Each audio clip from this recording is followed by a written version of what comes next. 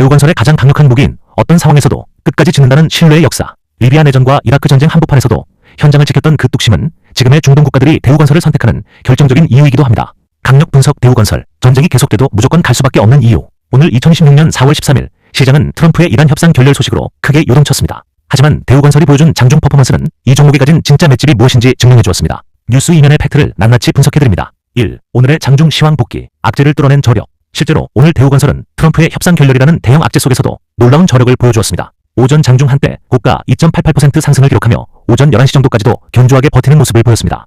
이는 시장이 단순히 공포에 질리기보다 대우건설이 가진 재건과 인프라의 실질적 가치에 베팅하고 있음을 증명한 대목입니다. 비록 오후 들어 밀려 종가는 마이너스 2.26%로 아쉽게 마감하였으나 최악의 뉴스 속에서도 11시까지 빨간불을 켜며 버텼다는 것 자체가 이 종목의 맷집과 향후 반등 모멘텀이 얼마나 강력한지를 여실히 보여주는 지표입니다.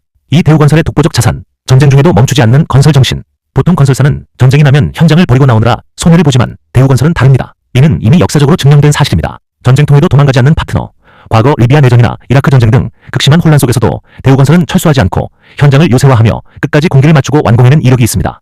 이라크 정부의 절대적 신뢰, 전쟁 중에도 약속을 지켰던 대우건설에 대해 중동 국가들은 가장 믿을 수 있는 파트너라는 무형의 자산을 부여했습니다. 지금 이라크 정부가 국가 생존권이 달린 알포 신항만을 대우건설에 맡긴 이유도 바로 이 전쟁 중 완공의 역사 때문입니다. 3. 미국의 해상 봉쇄가 오히려 기회인 이유. 미국이 직접 해상 봉쇄에 가담한다는 소식은 대우건설에 매우 복합적이고 강력한 기회를 제공합니다. 알포 신항만의 가치 폭등, 호르무즈 해협이 봉쇄되면 이라크의 유일한 탈출구는 대우건설이 짓고 있는 알포 신항만뿐입니다. 전쟁이 격화될수록 이라크 정부는 대우건설에 돈은 얼마든지 줄 테니 제발 빨리 지어달라고 매달릴 수밖에 없습니다. 미국 참전 이꼬로 확실한 뒷배의 등장. 미국 주도의 중동 재편 과정에서 이미 실력을 입증한 한국의 대우건설은 재건 사업을 독식할 가능성이 커집니다.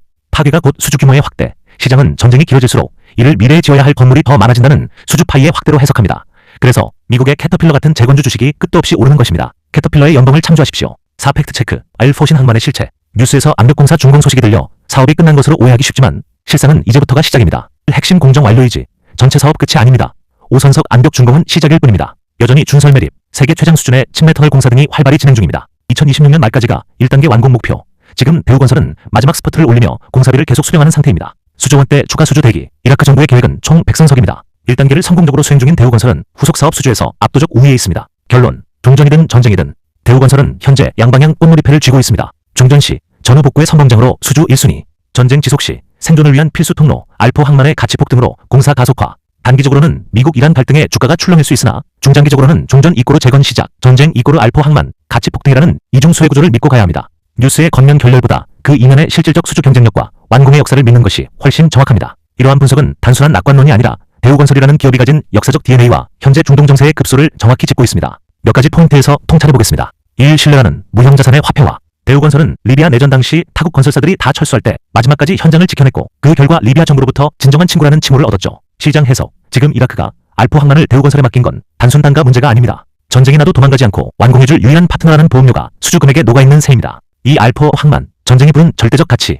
호르무즈 해협이 봉쇄되면 중동의 물류 지도가 바뀝니다. 지정학적 급소. 이라크 입장에서 알포 항만은 단순한 항구가 아니라 구군이 걸린 전략적 요충지가 됩니다. 전쟁이 격화될수록 이라크 정부의 조기 완공 요청과 추가 수주 2, 3단계 압박은 거세질 수밖에 없고 이는 대우건설의 협상력 바게이닝 파워를 극대화합니다. 3. 캐터필러와의 평행이론. 캐터필러가 신고가를 쓰는 이유도 결국 파괴된 곳을 다시 세울 장비는 필수적이라는 논리 때문입니다. 연봉 차트의 의미. 캐터필러의 연봉 차트를 보면 장기 우상향의 궤적이 뚜렷합니다. 이는 인프라와 재건이 인류가 존재하는 한 멈추지 않는 사업임을 증명하죠. 대우건설 역시 단기적인 마이너스 2% 하락에 일희일비할 게 아니라 캐터필러처럼 글로벌 재건 대장주의 길을 걷고 있다는 관점이 매우 유효해 보입니다. 4. 맷집 확인. 11시까지의 빨간불. 오늘 오전 11시까지 버텼던 흐름은 정말 중요합니다. 수급의 의지, 악재, 터졌음에도 오전 내내 버텼다는 건 스마트 머니들이 이 뉴스는 대우건설에 오히려 기회다라고 판단해 물량을 받아냈다는 증거입니다. 오후의 밀림은 종목의 체력이 떨어진 것으로 보긴 어렵습니다. 결론. 종전이든 전쟁이든 이게 바로 주식시장에서 가장 무서운 꽃놀이패입니다. 전쟁 지속, 알포 항만의 전략적 가치 폭등, 플러스 수주 단가 상승 가능성. 중전, 본격적인 전후 복구 프로젝트, 우크라이나 플러스 중동 수주의 선봉장. 뉴스의 헤드라인만 보는 개미들은 오늘 하락에 가슴을 졸이겠지만 기업의 역사 DNA와 지정학적 흐름을 연결해보는 투자자에게 오늘의 변동성은 오히려 확신을 더해주는 구간인 것 같습니다. 대우건설의 뚝심에 주목할 때입니다.